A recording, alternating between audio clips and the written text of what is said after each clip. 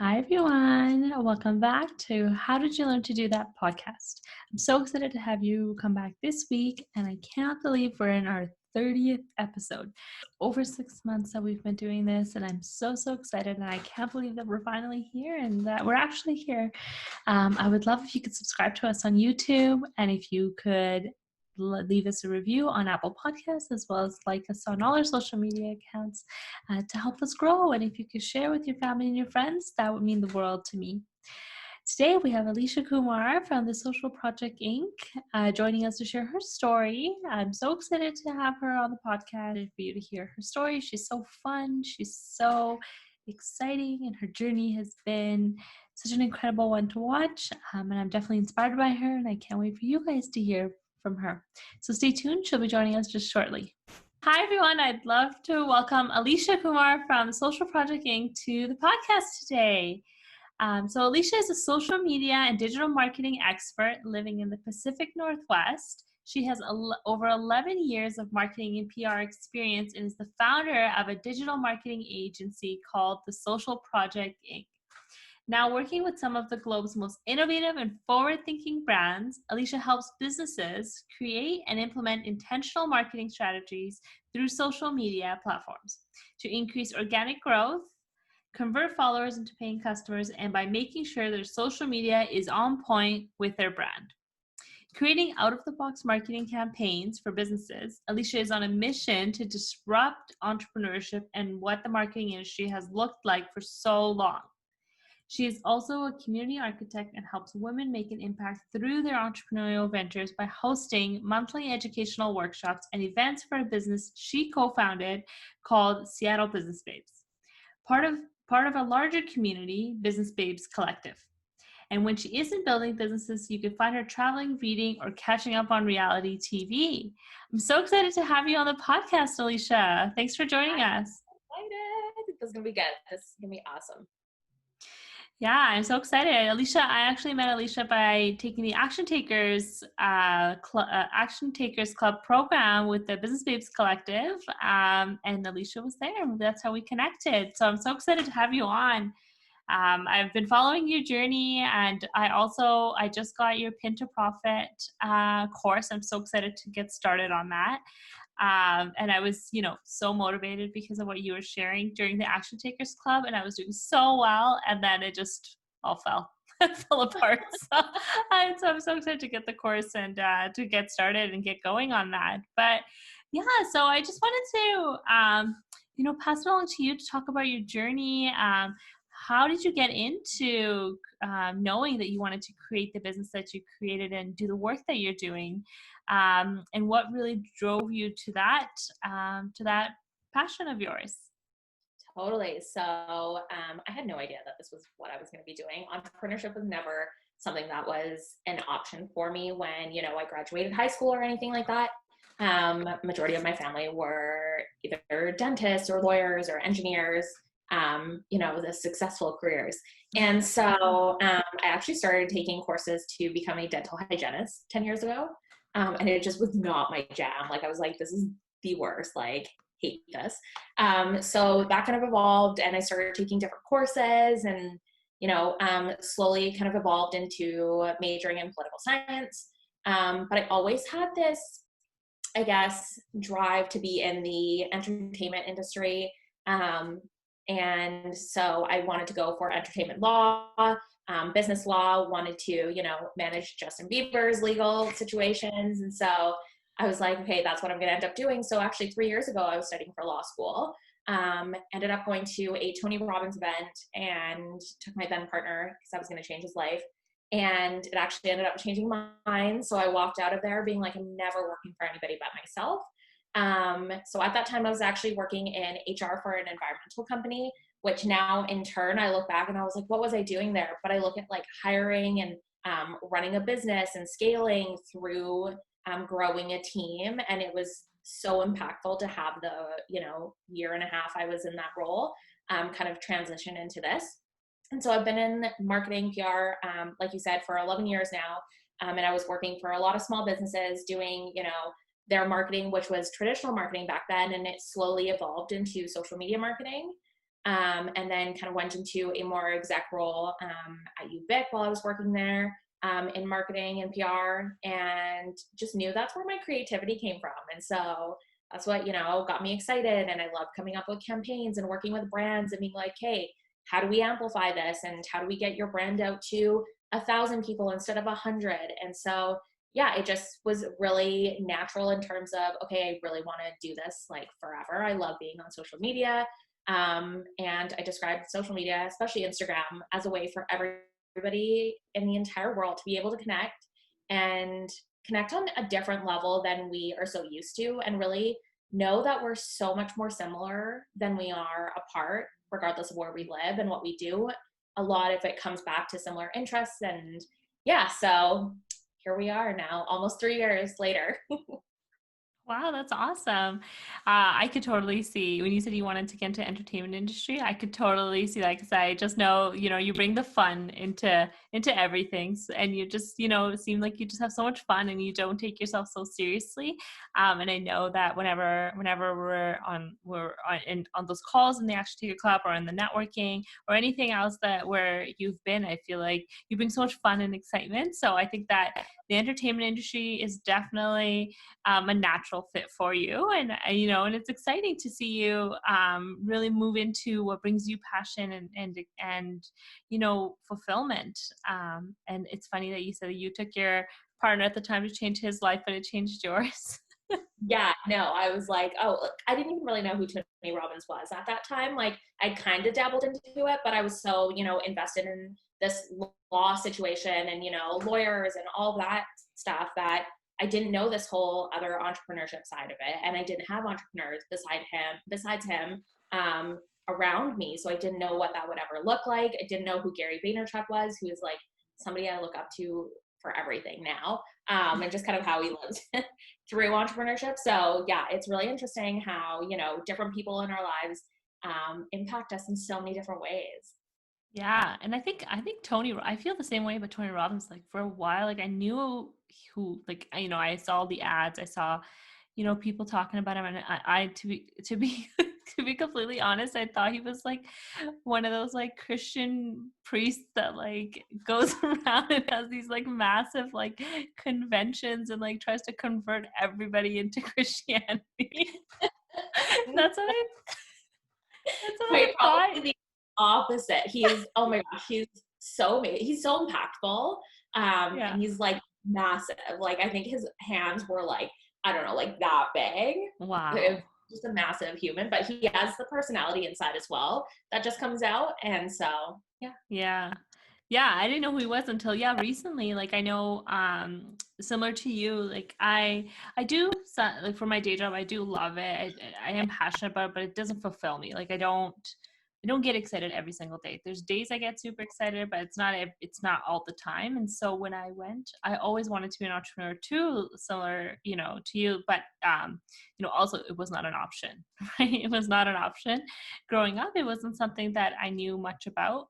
But yeah, I remember going on my mat leave 2 years ago now, and my goal was, and I said this to my husband, I said my goal is at the end of my mat leave, I don't go back to work and I have my own business, and he was supportive. But when I would tell other people, they'd be like, do you know what it's like to raise a kid? Like, you're not gonna have time to think about a business. You're not even gonna start a business and everything like that. And I was like on this like journey. I was, on this path where I was going to prove them wrong and I was going to do all this.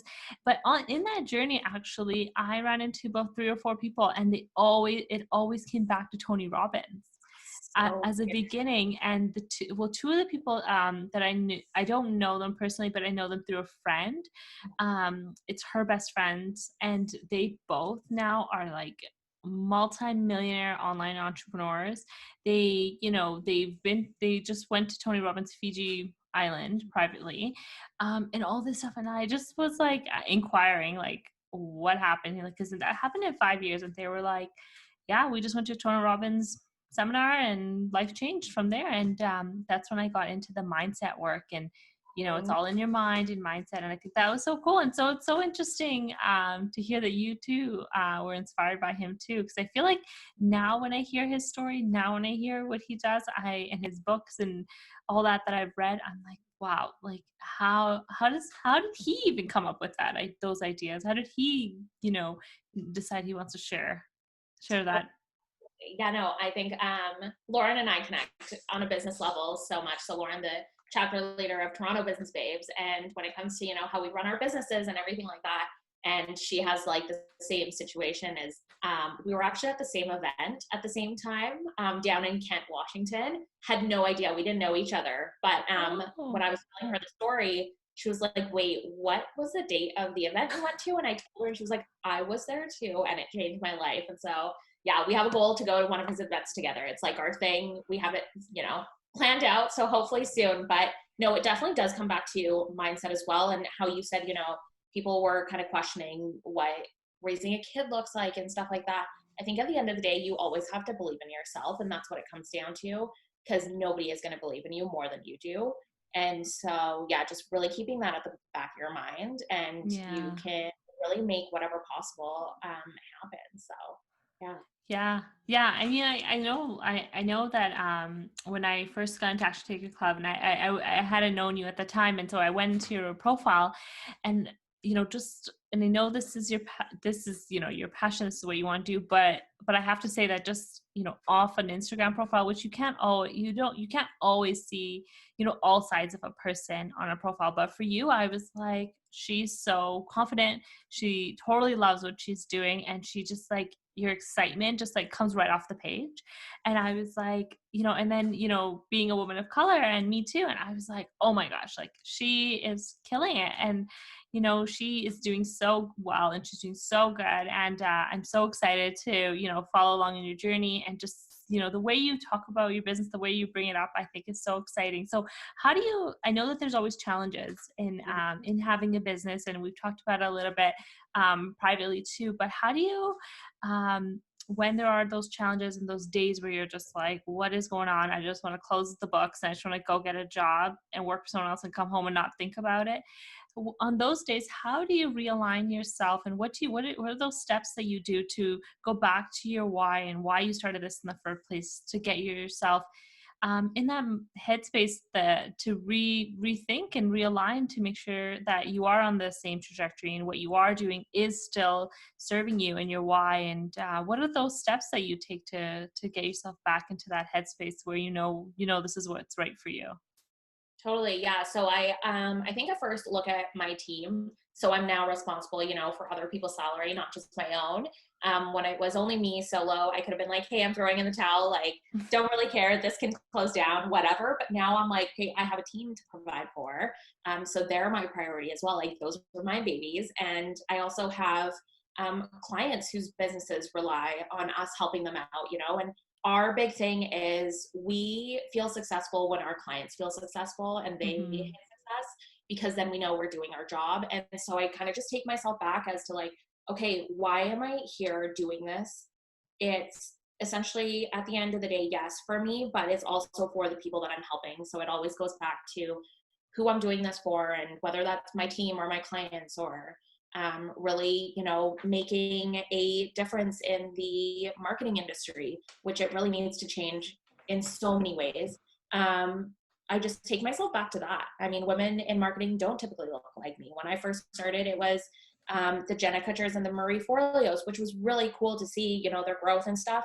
But at the end of the day, their challenges were so different from mine. And so if I can disrupt that and share my story a bit more and help somebody else along the way, of being like, hey, yeah, I look like her, and I have similarities in terms of immigrant parents and stuff like that, or we started off wanting this huge corporate career, but now here we are running a business. If at the end of the day I've helped somebody even just like an inch closer towards their goals, or like, yeah, I guess their goals or their dreams, I know that I've been in the right place to do so. And I Yeah, should say there. I mean, completely agree. When I, first got started, I mean, like, there's nothing wrong. Like, we all work really, really hard. And so there's nothing wrong with the success that we all have. But when I was starting to go through, profiles of, you know, people that had inspirational accounts that I was inspired by, I started taking notice that majority of the women did not look like me either. They were, you know, Caucasian, and for the most part, you know, they were either blonde.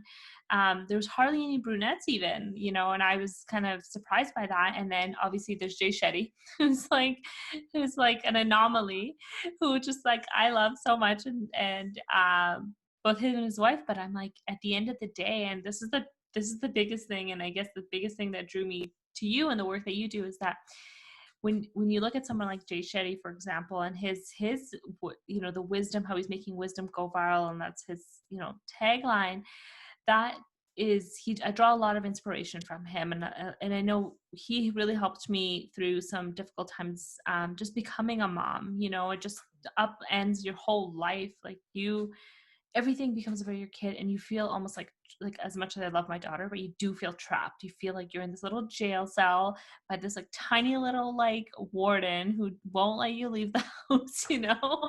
And it's like, it takes such a mental toll from you, because you just want to go hang out with your girlfriends, and you know. And I know, at the time when my daughter was like 3 or 4 months, one of my friends was like, let's go for dinner. I was like, yes, finally, let's go. Like, I'm so ready to go out. And then she's like, let's go downtown. And I was like, oh, no. Like, the I can go 1 kilometer away from my house, because I have to come back to breastfeed my daughter in an hour. So, and Yeah. it's just like, it's like those, Right. sorry. Things change though, just kind of as life happens and you start looking at things from a different perspective. But at the end of the day, like, you go back to it and you're like, okay, no, I'm still going to make this work. Even if you are a Yeah. kilometer away from your house, how do we still, you know, hang out and whatnot? Yeah. Yeah. And I went off on a tangent, but what I was trying to say is that Jay Shetty, I draw a lot of inspiration from him and what he does. Mhm. But the biggest thing that I learned, during my mat leave is that, you know, even though having a podcast or having a brand or any kind of business that you want, that is important to figure out what that is. But the biggest part that you need to have, or you need to have the right people to help you with, is marketing. And if you look at Jay Shetty's LinkedIn, because, like, you know, I've analyzed his works, you know, so deeply. Before he was a monk, and then but after he was a monk, he was a marketer. And that's what he did, and that's why he is so good at getting what he needs to get done. And he's now able to have built this business and this empire. And in addition to his podcast and his empire, he still has a digital marketing agency, you know. And I actually contacted them because I wanted to know how much they charged for a video, which, I mean, I don't know why I thought I could afford Jay Shetty to create a video No, for me. don't even. No, I think that's like the biggest misconception when, you know, people reach out to marketing agencies is, yeah, they're going to be like thousands of dollars. I have to sell, you know, a kidney to work with them and stuff. So never feel No, like you do you have to sell your kidney to work with Jay are. Shetty. It's um, but like, never feel like you shouldn't be asking for those things. Do you know what I mean? yeah. Like, you belong in spaces just as much as, you know, him and his wife and everything. Mind you, I saw him speak at a conference, and he's literally just as divine as you see him online. Like, he is just the sweetest soul Yeah. ever. Yeah, actually my husband and I, we keep talking about whether we think that he gets angry. We're like, do you think he gets angry ever? And I'm like, how could he get angry? His wife is like the cutest person in the whole world. Yeah. Um But but you yeah, even see no. her and, like, everything she's doing, and you Yeah. see like Deepika and Pyle with, you know, ClassPass and everything, and these are all women who are kind of coming into these spaces now Yeah. and you know, disrupting it and giving us also somebody to look forward to seeing online, being like, oh, okay, cool, like, I look like her, so I can totally do this too. Yeah, yeah, I completely agree. And I think that's exactly it. I think that it's you know, having that representation is so important right now. But just acknowledging, you know, you where your passion is, you know, and what you want to do. And then you have to have that strategy or that expertise. And I think that's, you know, that's where I draw a lot of inspiration from you. And so with the work that you do. And so I'm curious with you know, with digital marketing, and I know there seems to be a lot of people popping up here and there. How do you maintain your niche or your uniqueness into your business? And derive from having a very clear why statement and a clear purpose of why you're here and doing what you're doing. Because, you know, I mean, being from outside of your business, I can tell that there is a unique difference, just being from the outside and just seeing your personality come into your business. But how do you maintain that, and how do you not get almost like consumed into what's going on with everybody else? Totally. So the moment that I switched, it's funny because you're also really gassing me up on this podcast. So I'm like, yes, just give it to me. But you brought in like confidence and stuff like that. That didn't come until I would say last year, October. So there were a lot of times where I realized that I was trying to fit in so hard in the marketing industry that it just wasn't even working out for me. Like no clients wanted to work with us and stuff. And it's because we were trying to, you know, fit the mold of what typical marketers look like and what they do and all that. And that's not even me either. Like I'm not traditional in that sense of the way we, you know, come up with campaigns and stuff. We always want to, you know, go one step further. And I'm all about pushing boundaries. I'm sure you've seen it online. And like through meetings and stuff is okay, but how do we get, you know, a few steps further than that? Yeah. And so once I kind of tapped into that and brought that into my business, it was like such a huge game changer because I stopped listening to outside noise and I just stepped into who I was and what I brought into my business and knew that that was enough. And it always will be enough, regardless of what you do, is the moment that you really tap into who you are and your purpose and how you approach things, and really grow from there. I think that's when businesses grow and they flourish instead of being like, oh, okay, but this person did this, so now I have to do that. Well, no, you don't have to do that because you probably don't know how to do that. And it's maybe not great for your niche and they're waiting for you to show up for them. And the reason why they're here is because they connect with you as a person.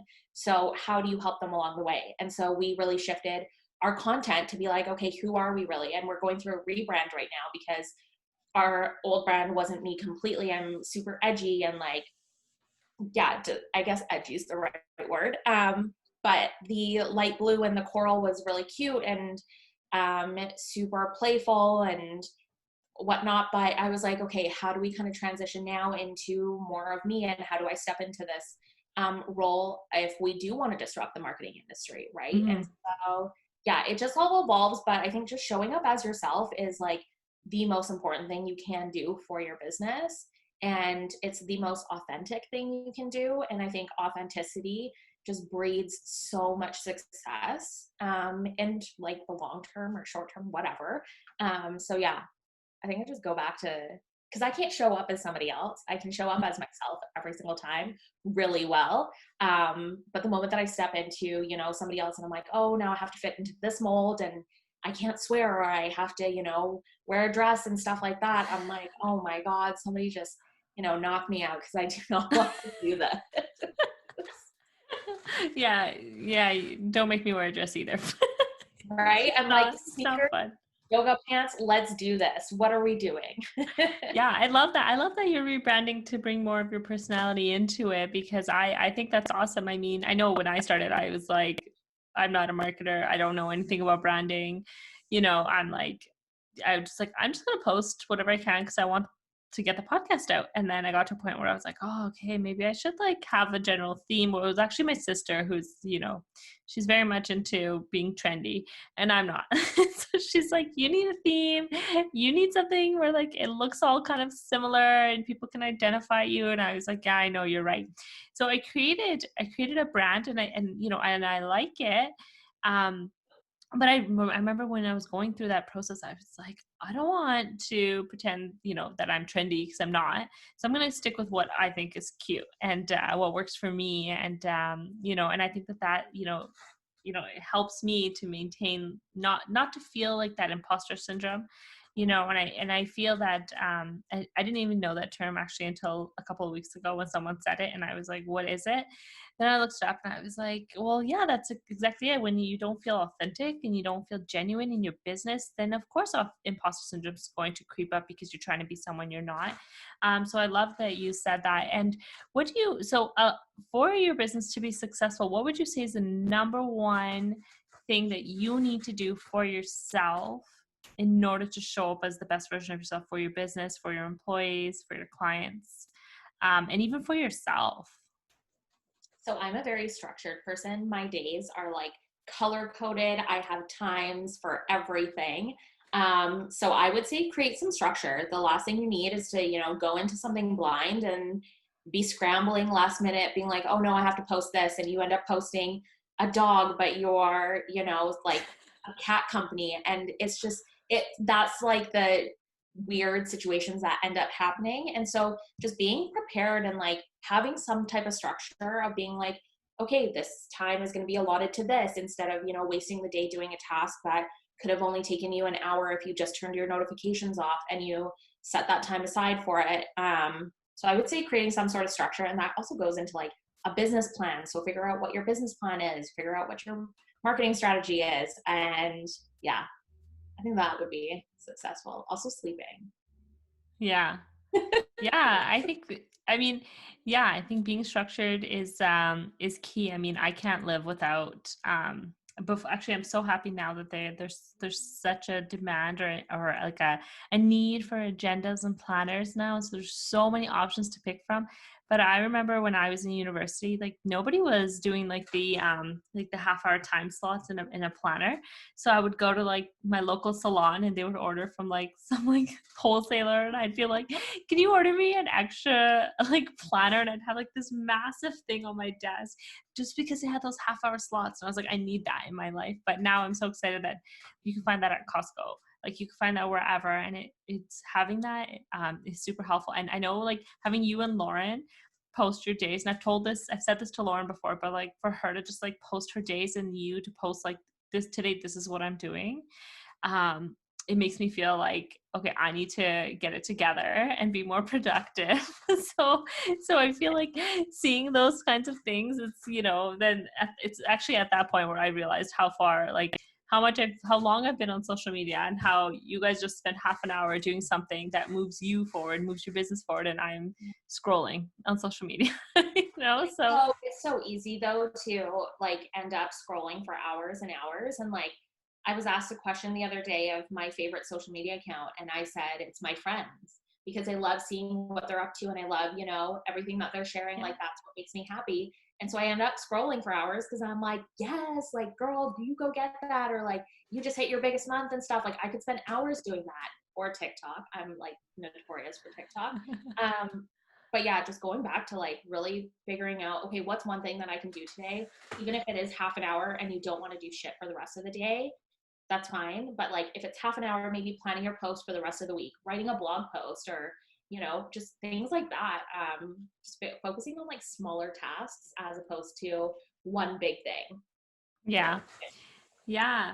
And so that gets me to a bit deeper into that, along the same lines as that question I just asked. But how do you refuel, like just for you, not for your business, not for your employees, not for your brands, not for anybody else, but just for you? What do you do to, you know, make yourself happy, make yourself relaxed, make yourself aligned, but also, for your own personal why statement, your own personal reason why you decided to become an entrepreneur versus being an employee? Because I know as entrepreneurs, we have to carve out our off time.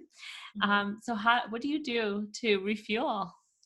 I'm like the worst at this, I'll admit it. I am such a workaholic. There's times where Charlie, who's the CMO of my business, she'll have to like message me on the weekend being like, hey, what are you doing this weekend? Like, what's something fun you're doing? Just checking in. And so I would say I love just like vegging out on the couch. And I'm obviously a reality TV junkie. Like keeping up with the Kardashians, give me a full week marathon. I'll live for it and won't do anything. So I would probably say, yeah, just watching TV, having my notifications off, and I love just going for like massages and stuff. That's like my treat myself thing. So yeah, I would say those. Yeah. And also Yeah. hanging out with my sister. I feel like my sister and I are just so close that I know it's always going to be a good time when we hang out. Oh, yeah. That's so sweet. But that's what I was going to say is that actually I was going to actually go off the Kim Kardashian thing. You must be so sad that they're ending. I am, but I'm going to be watching the replays all day, every day. I Yeah. feel like in the memes I sent, they're always like Kardashian based too. And it's Yeah. so funny because like when I say that, people are like, really? And I was like, yeah, like I really love that. Yeah, I definitely, yeah, I love that you say you just like to veg out and not do anything like super Right? crazy, super fancy. And because that's exactly whenever I can sit down and just like watch TV, I feel like it's such a luxury. And I actually, and you said turn your notifications off. I actually leave my cell phone upstairs at 5 o'clock. And I think that Danny, who's, your business partner, and who manages Vancity Business Babes, she said in one of her stories that she actually puts her phone in her drawer to hide away. And I was like, oh my gosh, that's awesome, because like it's so easy to just like grab your phone, and because we're on social media and stuff, it's so easy to get back to working. So I just leave my phone upstairs and I go downstairs, and now I'm so into Sons of Anarchy. I don't know if you've watched that. Have you watched it? Yes, I was actually wearing a Sons of Anarchy shirt before I showered. I was like, nobody probably wants to see this on social Okay, media. but my husband and I he started it 5 years ago, but he never got around to really catching up, and I've never watched it. So in this last month, we've caught up to season 6 now, and we're like, it's just getting so good. Yeah. And it's so good, and I just can't, like, every day I'm done work, I'm like, oh my gosh, I want to go find out what's happening. And we talk as if like we know these people, my husband, I'm like, oh dude, like what happened to Jax, do you like, and he's like, oh, do you know Tara did this? And I'm like, oh my god. My Yeah. daughter doesn't understand what we're talking about, but she probably thinks that these are real people. Like, who are my parents' friends? Like, this is crazy. If you like Sons of Anarchy, try Animal Kingdom. It's on Netflix as Okay, we well. already finished that. We Oh already God. finished it. Okay. So I think I'm on like season 2, like halfway through. But I'm obsessed. So good. Could you imagine having a mom like that? That would be nuts. But I can't imagine having a mom like that. yeah, I feel like we've gone more off tangent than I not, but that's know. totally fine. I'm like, this is how I learned how to run a business, is watching, shows where people. Okay, but no, it's real. Sons of Anarchy, I'm learning a lot about how you run business, and like how, like, I mean, how not to run business, I mean, in my opinion. but like they're just like, it's just insane. I'm like, this is crazy. And then I obviously go off Google and start figuring out if this is real life, and if Oh, this is happening. And clearly no one's reporting on how gangs are making money. So that's sad. right. I know.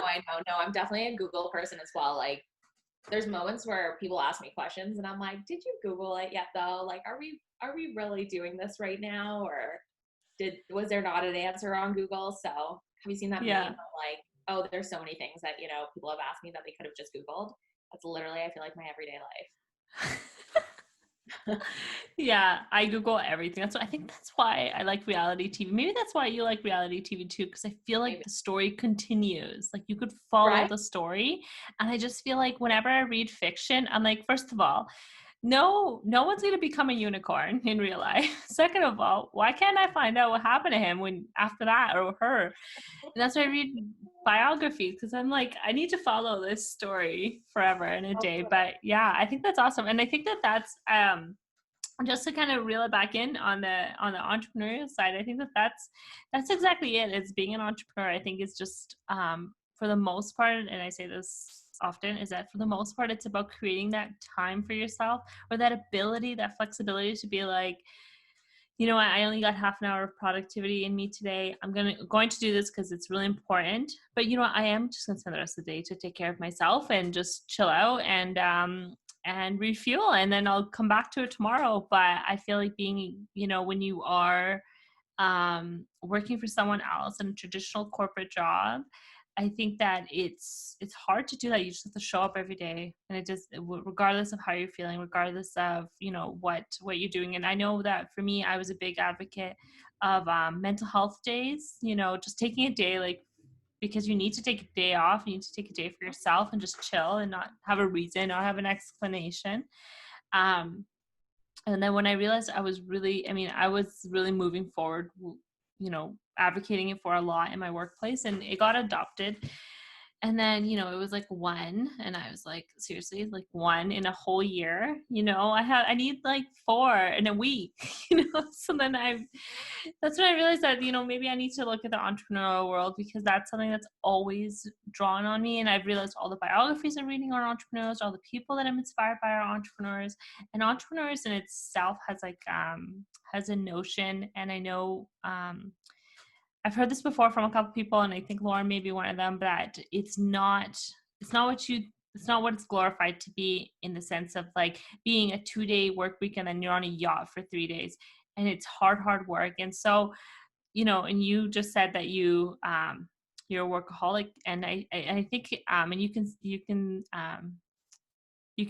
say if you agree or not, but doing the work that you do, it just feels like you're not doing work at all, because you just love it. Like, when you are able to align what you do with who you are, it becomes so much fun to do. And so do you feel like you're doing much work when you are working all the time, or doing all the hard work? No, not at all. I mean, the days go by so quickly and I don't even realize it. There's obviously tasks in any business that like any business owner might not like. I'm not a accounting person. I hate that situation. So, I mean, thank goodness for a good accountant, but yeah, things like tedious stuff like that, I'm like, oh my God, but I know it's part of, owning a business.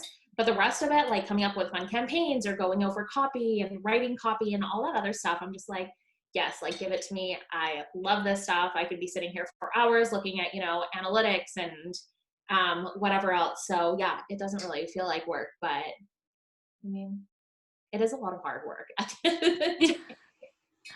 It is, yeah. And so if somebody wanted to, in your opinion, if somebody wanted to um, have marketing or begin incorporating marketing in their business or in what they do, if they don't right now, what would you say are like your top 3 tips for them to do if this is something that they're interested in, or they're not really sure what marketing or digital marketing would be?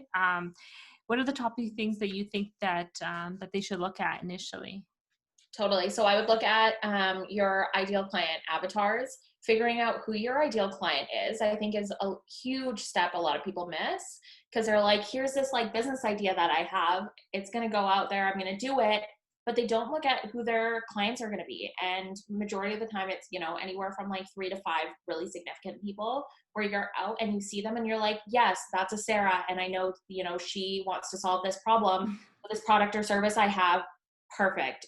So figuring out who your ideal client avatar is, figuring out what platforms you want to be on and why, and making sure that those your client avatars are hanging out there as well. Because if all of your clients are on LinkedIn and literally none of them are on Instagram, don't even waste your time there. Maybe like you can do your own thing on there, but really focusing on figuring out what platform you need to be on.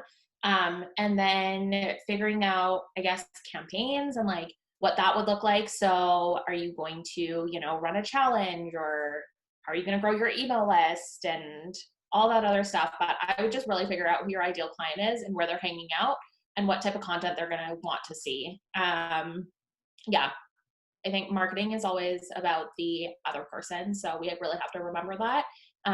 There's a lot of storytelling going online, which is great, but really remembering that your user on the other end is the one that you're marketing to. And so the content should be for them, not for you. And yeah, just really keeping that in mind too. Yeah. Yeah, I feel like you're speaking to me, because I just like Instagram is my jam personally. I just love it. I love to consume content on Instagram. But for my, the course I'm building and for coaching, I'm like, I gotta be on LinkedIn. And I'm gonna be honest, I feel like Instagram is I like it because it's just so easy. It's cool. It's just the content, the personalities, you get to see people. And LinkedIn, I feel like, is like, talking to the older generation at my work. I know it's a good platform, but that's just my personal opinion. I just like, it's not my jam. So but I have to be on there for that. And I think it's what you said about, you have to think about who you're talking to and who your client is key. Mm-hmm. And I think that's exactly it, is that, you have to do it for who you're trying to reach, not for what you're trying to do, and how you consume content yourself. Totally. Because we look I at think somebody it's who key. might have like an older demographic for their product or their service. They're probably not going to be hanging out on Instagram, you know? So you don't have like the 50 or the 60-year-olds. Mind you, there are a few. But like if my parents were ever marketed to and they were like your target demographic, it would be all over Facebook. They're hyperactive on Facebook. They post something on Facebook and it has like 100 comments and like hundreds of likes. And I'm like, who are these people? Like, what are they doing? But it is that older generation, you know, connecting on Facebook and doing those life updates and those photos and stuff like that. So they're using it very differently, and you have to really tap into their buyer journey and where you're going to find them and how you're going to build that trust with them is Yeah. through probably Facebook ads. And, you know, that's where they're going to get targeted and what they're going to see in their feed for Yeah. whatever they need. So, Yeah. Yeah, I completely agree. My mom, like, she's hyperactive on Facebook, and like I'll go over and she'll have like, when you see those videos where it's like, oh, like take an avocado seed, put 4 toothpicks in it, put it on a glass of water, and it will grow. Like, you go to my mom's house every single week on her like kitchen, like she's got this big window in this windowsill. She's growing like 5 different things. I'm like, Mom, what are you doing? She goes, on Facebook, I saw this video.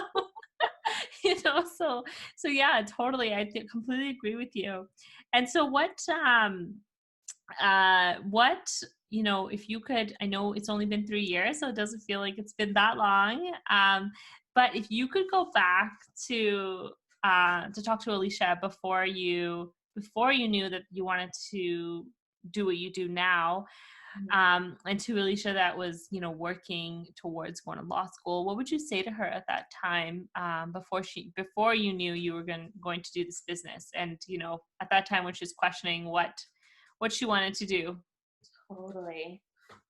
I think it would be just to like really dive into who you are and what you like doing and figuring out what that's going or what that could look like, and exploring different things. Yeah, I think that would probably be it. Because law Yeah. school was a thing back then for me, and who knows? I mean, my dad asked me if I would ever go back to law school, but right, they sometimes just never get it. But they're super supportive at the same time. Like I'll get a new client and Yeah. they'll celebrate with me and stuff. But then on the other hand, they're like, oh, but like, what do you really do? And I'm like, you know what? I don't even know what I do. I sit at the computer and pretend to do stuff. But yeah, just going back and like figuring out, okay, yeah, you really love, the entertainment section or business, law, and stuff like that. What are other ways that you can get involved in this without having to take the law route? Because that wasn't your thing. You were doing it to get into that industry, but what did that look like in turn? Or what could that look like in turn? And what are the other avenues you can go into it when it comes to that? So yeah, just like doing a lot of soul searching, which I mean comes through now seeing a therapist, but yeah, it's Yeah. a lot of like inner work. And there's obviously so much that, I mean, as us, like being children of immigrants and stuff like that, there were only so many options that we did have for so many other reasons. And so, yeah, just really acknowledging that. But I mean, at the end of the day, there is so much more now than there was back then. So yeah, being able to tap into that was really cool and really important. And I think probably the pivotal moment. Yeah. I love what you just said, because I think that if you really think about it, and like from the time you're born, until you graduate high school, like you're consuming information, and there's no choice in what you're consuming, other than obviously like selecting your courses, but like you're being told these are the things that you need to know. Here's all the stuff you need to know, and then you graduate, and then you're being asked, okay, so now you need to figure out what you want to do. You have Mhm. to go to college right after high school, and I feel like there's no time to just stop and just say, okay, so who am I? Like, who am I now? Like, who am I truly, and what brings me joy? And having to do that, and I think having to do that over and over again, because you evolve and you change, and things change for you, and your priorities change, in connecting with yourself. But at least you have those um, measures in place, or those regular check-ins with yourself in place, whether that's daily, weekly, monthly, quarterly, yearly, whatever. But just having some time for yourself to really connect with yourself, to figure out who you are. Mhm. and what you want in life. And I don't know if you've read Michelle Obama's book, but I always bring this up. Actually, I think I've probably brought it up in like 6 or 7 podcasts so far. But I love the part that she talks about how you just become a box checker, and you're like, here's all the boxes I need to check. Check, check, check, check, check. And like, you never really stop to say, like, why am I checking this off? Like, I don't want to do this. And Jamie from Contracts Market, who you know also, I did a podcast with her a few weeks ago, and she said that she went through law school knowing that she didn't want to be a lawyer, but she also didn't want to quit because she was like, I don't, her personality is that she doesn't want to quit, just in case. Mhm. But she knew every single day of law school that she was going through, she knew she didn't want to be a lawyer on the other side. But she said, then you get out of law school and you're, given offered all these jobs and opportunities, and it's so hard for you to say no, and you get consumed in it. And she did for 7 years. Mhm. And then she came out of it and she was like, okay, can't do this, I gotta do something for myself. And and she connected with herself over 9 months, not working as a lawyer, but doing the deep connection, the thinking, the thoughtfulness. And I love that that's what it always comes back to, is that when you want to be truly passionate or truly figure out your purpose in life, or truly know who you are and where you want to go in life and have a clear direction, it always comes back to connecting with yourself. So I think that there's definitely a lot of merit in investing that energy and that time into yourself.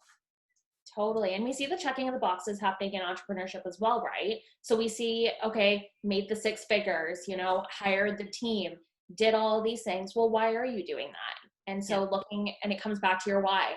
Well, I hired the team because I want a full blown agency. That's what my goal is. And so constantly doing those things, but it looks so much more different now because I'm not checking other people's boxes. I'm checking my own that I made for myself. Yeah. And there's a reason and a rhyme behind, or rhyme and reason, and wow, I said that backwards, a rhyme and reason behind everything that I do. And it's so intentional.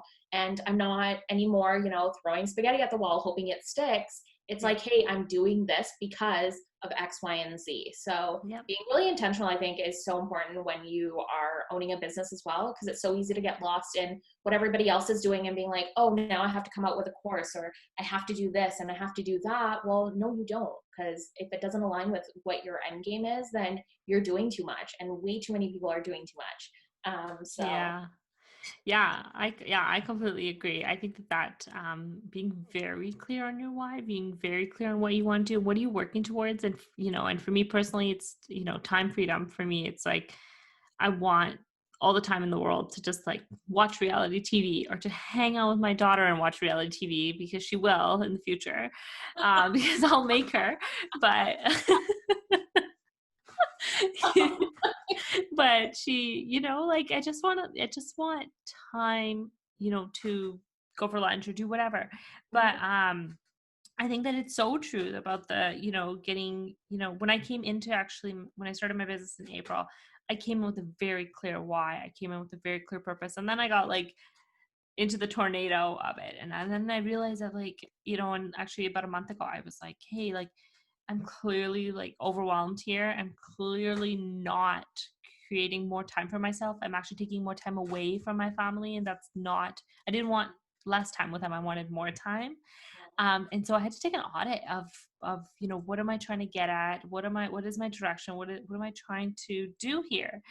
And then actually through the Business Babes, the Back to Business conference, I did the workshop with Monique Bryan, and then and you should you remind me a lot of her, and she reminds me a lot of you too. That you just like straight into the point, and there's no fluff with it, right? And she did this challenge, a part of the workshop that was like, revamp your Instagram bio. And she said in this, she goes, I know you're not going to do it, so but if you do it, screenshot it to me. And I was like, oh my gosh, okay, I'm totally doing it, because she said I'm not going to do it. And so I did it, and she like really forced me to narrow down what I'm trying to do and who I'm trying to contact and what is the direction I want to go with. And even if I want to expand that in the future, that's great. But for now, let's focus on one. And that's where, I decided I really find a lot of passion. And what I've been doing for so long is really helping students transition from being students to being professionals. And so that was so exciting to me. But I think that, like you said, I think that getting clear on the direction of what you're trying to do, not trying to do what everybody's doing. And I actually no longer, and over the last month, and I don't know if you're going to love this or not, but I actually do not look at my analytics anymore. I don't look at the number of followers I have anymore. I don't look at any of that, because I'm just like, I just want to put out what I want to put out because it makes me happy. And I just want to focus on what I need to focus on. I mean, I still get my analytics report weekly, and I definitely open it and like get excited for it, but I don't stress out about it anymore like I used to. Well, And number of followers will never, and I will live by this, it will never determine your success. I have seen people launch things with 80,000 followers and they've gone crickets, and then I've seen people launch things with 1,000 followers and they've hit a quick 5-figure, launch within a day. And so followers will never that's determine amazing. anything. It's the connection, it's the relationship building that you're doing online, Yeah. having those really intentional, communities being built, that really align with who you are, and stop screaming to the masses, because the masses don't really, they don't care about what all of this is, doing. And so, yeah, I definitely will never advise anybody to be like, oh yeah, 10,000 followers, this is it. Swipe up, cool. It's great to have, I guess. I don't know because I'm not there, but I feel like I'm still successful in so many other ways. And Yeah, so once totally. we like extract that from social media and what so many people are trying to achieve, and all of that, and really bring it back to being like, hey, success isn't, about that huge number that you see that's following you. It's about those connections in your DMs that you're having. Yep. It's about how you're solving people's problems online and why your business exists. It always just goes back to that. And so, yeah, it's funny that you Yeah. brought that Yeah, I completely agree with that. And I think that I think for being a new entrepreneur,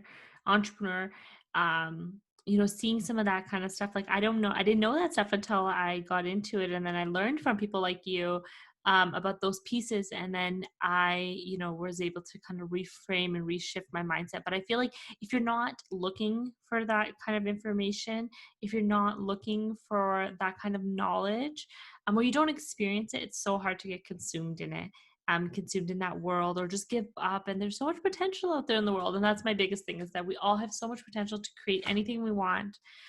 We just have to be patient, and we just have to be out. very clear on what we want, and not do it because, I mean, the worst thing in the world would be to be an entrepreneur for something that you don't even love. Then it's like you might as well, not put in all that extra energy and time, because it's not serving you and it's not doing well for you. And I actually just had this conversation with, I'm not going to say her last name because I will butcher it, but Cleo from Bouge Media. Oh, Um, okay, yeah. and I definitely called it Bougie Media. Oh my gosh, she is just goals for me. We had like the event with her, and I hope she doesn't listen to this because it's kind of embarrassing, but we had our like breakout rooms and she was there, and I like full on broke out in a sweat, and Charlie was in the group as well. And Charlie's like, how much are you freaking out right now? And I was like, this is like that big moment for me where I'm like, whoa, you're real. You're talking to us. So yeah. Yeah. No, she's like, I mean, okay, and I don't know if I should say this either, but I didn't actually know who she was until Danielle actually nominated her for the podcast. And then I went onto her page and I was like, oh my gosh, like she just seems so nice and so genuine. She's so successful. But, the one thing that she actually said, is that she, even though she has all these different businesses and she does all this stuff, the businesses that failed for her were the ones that she felt most uncomfortable. She was like, this is out of my element. Like, I have no idea what I'm doing here. And I have no idea what's going on here. And I think that that's it, right? That's why it's so important to connect with yourself and to know what you want, because then you feel comfortable, you feel confident in what you're doing. You feel confident in, getting through the challenges and celebrating the wins also. I think that's awesome. Yeah, I think that's, I mean, I love all the energy that you exude, and I love following along. It gives me, so much excitement, and it just really boosts my mood when I see your stories, because I'm like, oh my gosh, she's so fun. Oh, I Um, love it. I love it. I mean, life is way too short to not have fun. So yeah. you might as well do it while you're also working on something you love. And I mean, yeah, we bring that same energy every every day, and I make sure that it aligns with my team as well and where they're at. And yeah, so. Yeah, that's awesome. Well, thank you so much for having this conversation with me. I think that, I hope everybody can see how inspiring Alisha is. And you can check out her Instagram if you are curious what I'm talking about when I say that she brings so much fun into what she does. I just wanted to ask you a final question. If you could go back to, high school, or even younger, I think if you can go back younger and an entrepreneur was presented to you, would you take the shot at it right out of school? Probably not when I was in elementary school. I was very a straight A student. It was in high school where I kind of like got my like edgy side, and I loved high school, by the way. My high school experience was just amazing. But I think I would have probably taken, the step in high school and been like, you know what, let's do it. Like, Yeah. let's just let's try this out. If we hit it, then great. If not, then so be it. We learn something at the end of the day. And yeah, it always comes back to you either win or you learn, right? Yeah. Don't get failures or anything like that. It's you learned a lesson. So yeah, Yeah. probably high school. I don't know what I Yeah. would do. Probably not this. Back then, I'd probably just be doing something weird. I'd be like, let's open a bar. Not in high school, but yeah, I'd like try and open a bar in like a pandemic. That's probably what I would try and do, just because people would be like, no, that's like the worst idea. I'd be like, actually, watch me. Yeah. Yeah. Oh my gosh. Yeah. I know. I know a few people who have done that and it was not good. They're not doing well and they're so sad. I feel bad. But yeah, so thank you so much for having this chat with me. It's been so fun. I'll link all of Alicia's social media handles and her website for her brand onto the show notes for you to check out. And if you have any questions, feel free to connect with Alisha on Instagram. Thanks. All right. Thank you so much for listening to the end of that episode. I hope that you're inspired by Alisha and everything that she's doing with the Social Project Inc. I think that she's an incredible and inspirational woman, definitely a woman of color that I look up to, and a woman in general that I am so inspired by. I love how much fun she has. I love how she doesn't take herself seriously that much. And she just, makes the best out of every situation and just always has a lot of excitement, a lot of fun, and celebrates herself and her wins. And I think that's so, so important for us to do. And if you have any questions, please feel free to send me an email, info@howdidyoullearn-to-do-that. Or if you would like to nominate yourself or someone you know to be on the podcast, please go on to our website, howdidyoullearn-to-do-that.com, and fill out our nomination form. And with that, I would love if you could subscribe to us on YouTube and leave us a review on Apple Podcasts if you love this episode. All right, we'll see you next week. Bye.